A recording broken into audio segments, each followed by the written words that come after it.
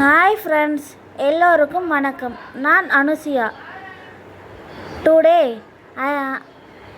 INOX தேட்டரில் போய் code movie பார்த்தேன்.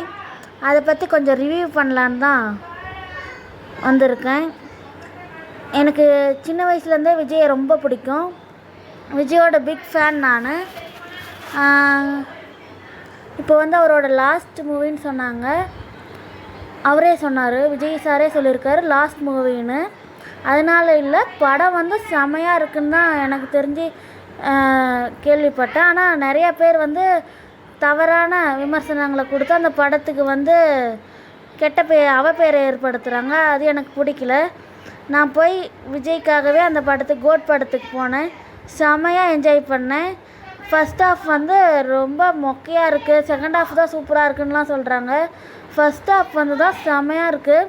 ஃபேமிலி விமென்ஸுக்கெலாம் ரொம்ப பிடிச்சது ஃபஸ்ட் ஹாஃபாக தான் இருக்கும். ஏன்னா ரீசன் ஹஸ்பண்ட் ஒய்ஃப்குள்ளே இருக்க அன்பு அதுதான் சொல்லியிருக்காங்க. லவ்லாம் ரொம்ப நல்லா இருக்குது. வெங்கட் பிரபு சாருக்கு ரொம்ப தேங்க்யூ சொல்லணும். ரொம்ப சூப்பராக படம் எடுத்திருக்காரு, சான்ஸே இல்லை. ஒரு ஃபைட் மூவினா ஃபைட்டு மட்டும்தான் எடுப்பாங்க, ஃபேமிலி மூவினா ஃபேமிலி மட்டும்தான் எடுப்பாங்க. எல்லாத்தையும் கலந்து மசாலா படமாக கொடுத்துருக்காரு. சூப்பராக இருந்துச்சு படம். அது எல்லாரோட ஆக்டிங்குமே சூப்பராக இருக்குது. எனக்கு ரொம்ப பிடிச்சிருந்துச்சு. கண்டிப்பாக மறக்காமல் கோட் படத்தை தேட்டரில் போய் பாருங்கள். சவுண்டிங், எஃபெக்ட்ஸ் எல்லாமே செம்ம மாசாக இருந்துச்சு. அது இளைய தளபதி, ஸ்மால் தளபதி சூப்பராக நடிச்சிருக்காரு, சான்ஸே இல்லை. காந்தியோட கேரக்டர் செம. அதே மாதிரி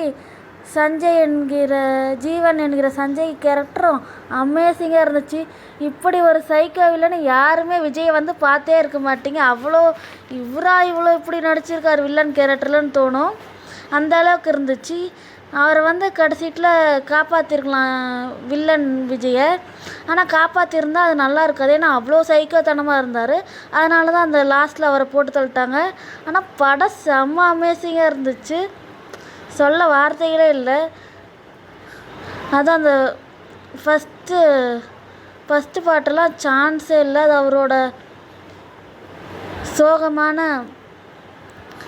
அந்த சீன்லலாம் செம்மையாக நடிச்சிருக்காரு விஜய். எல்லா சீனுக்குமே ஏற்ற மாதிரி தான் நடிச்சிருக்காரு. அவரோட செம்ம படம். சும்மா எல்லாரும் விஜய் படத்தை குறை சொல்லிட்டே இருக்காமல் தயவு செஞ்சு படத்தை ஒரு தடவை பார்த்துட்டு குறை சொல்லுங்கள். இல்லைன்னா பிடிக்கலன்னா விட்டுருங்க. அதுக்காக அவ்வளோ கோடி செலவு பண்ணி படம் எடுக்கிறாங்க, அதை பார்க்கலன்னா போதும், குறை சொல்லாமல் இருங்க. ஓகே, எனக்கு ரொம்ப பிடிச்சிருக்கு. கோட் மூவி மிஸ் பண்ணாதீங்க. தேங்க்யூ.